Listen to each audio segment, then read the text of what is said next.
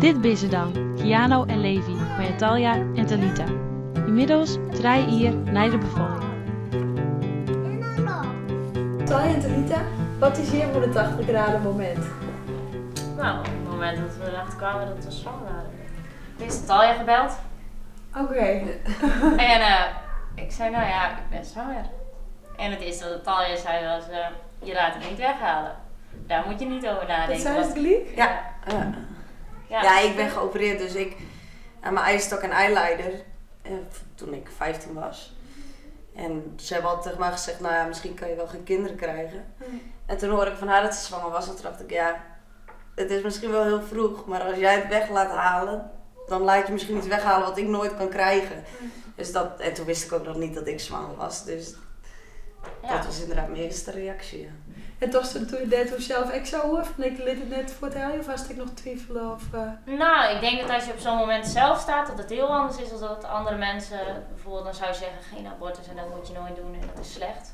Maar op het moment dat je zelf erachter komt dat je zwanger bent en dat dus echt je hele leven gaat veranderen, dan denk je er zeker wel over na. En ik had absoluut niet zoiets van nou dat doen we, maar ik dacht er wel over na. En toen ik met Talja had gebeld, toen zei ze nou je doet het absoluut niet. En toen dacht ik ja, dat is ook zo. Ik bedoel, ik kan niet een kind weg laten halen terwijl mijn zus misschien geen kinderen kan krijgen. Toen kwam het moment dat de jongens kwamen. Wie het ernaar?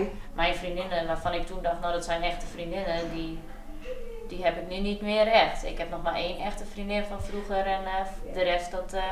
nou ja, en de dat vriendinnen is wel in haar... heftig, lijkt het me. Ja. Terwijl ik wel wat meer steun hoe dus die zus tenminste nog hiest. Ja, Of, absoluut, dat denk ik wel. En zelfs haar Ja, vriendinnen ze daar ging heb ook ik nog mee meer met aan gehad. vriendinnen inderdaad, voor mij. ja. Ja. Dus de leerst wel echt mensen, die vrienden kennen. Ja, Kennen ja. op het moment. Ja. En ook, heel veel meiden zeggen ook altijd van, nou, mijn vriend zou er nooit voor weglopen. En mijn vriendinnen die zouden er anders op reageren, maar je weet het niet. Nee. En je kan ook helemaal niet verwijten naar elkaar toe maken, want je bent jong en je denkt er heel anders over. En alleen degene die het kind in de buik heeft verandert, denk ik. En de wereld om hen heen blijft hetzelfde. En dat is meestal het probleem, denk ik.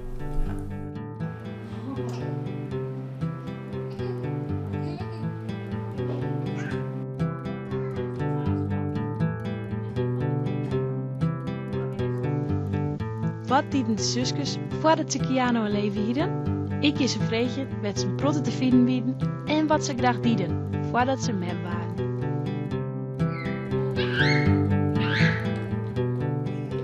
Voordat ik Kiano had, dan ging je natuurlijk veel meer met vriendinnen op stap en deed je dingen wat je nu gewoon niet meer doet. Maar dat mis je ook niet. Alleen, het zijn gewoon hele andere dingen wat je leuk vond. Veel sporten, 3 keer in de week sporten en in het weekend meestal naar vriendinnen toe te drinken en dan op stap en dat soort dingen. En dat was nou niet meer. Nee, maar nu heb ik ook een eigen huisje en nu zit ik ook liever thuis als dat ik ergens heen ga. Ik heb geen tijd voor mezelf eigenlijk. Heb ik nooit iets dat ik voor mezelf doe. En is Maar het dat vroeger doe ik wel? niet zelf. Ja, vroeger altijd. Dan heb je alle tijd. Je doet wat je wil. Ik vond het absoluut niet moeilijk om een weg te vinden met Levi. En dan komt ze dus achter het moment dat zwanger was. Hoe is dat eigenlijk met je vriendjes gaan? Want je hebt beide net meer dezelfde relatie als dat je toen hielden. Hoe reageerden de vriendjes? Nou, ik had de vader van mijn zoontje had ik opgebeld. Ik zei, nou, ik moet je iets vertellen. En toen zei hij, nou, wat dan? Ik zei, nou, ik ben zwanger. En toen zei hij dat ik het maar weg moest laten halen en dat het allemaal niet kon. Wat voor gevoel jullie dat? Als die vriendje wist op dat moment dan gelukkig maar wist, zei het van dat ze het maar voortellen lieten maar, terwijl ze hetzelfde heel oorzoek denkt. Nou, op dat moment dacht ik, nou, stik er maar in. Ik doe het wel zelf. Ja. Ja. Kijk, het is natuurlijk niet leuk, want hij heeft me ook een uur verrot gescholden over alles en nog wat. En dacht ik, nou ja, weet je, laat maar, praat me mooi door. Ja. Maar ja, diep van binnen doet het je wel wat. Ik denk dat best wel veel mensen misschien een vooroordeel hebben over mensen of vrouwtjes die op een jonge leeftijd een baan krijgen. Maar dat Jim eigenlijk helemaal happy bent met hoe het nou gaat. Ja, toen ik zwanger was het ook wel heel raar. Dan zeiden mensen tegen me van, oh wat erg. Nou ja. Echt? Oh, wat en dan dacht erg. ik, wat erg. Wat is nou erg als je een kind verliest of als je er een krijgt? Heb je zoiets van, mag ik er niet van genieten? Of... Heb je volle negatieve reacties hoor? Ja. Van- Ja, maar Maar- ik stond er wat...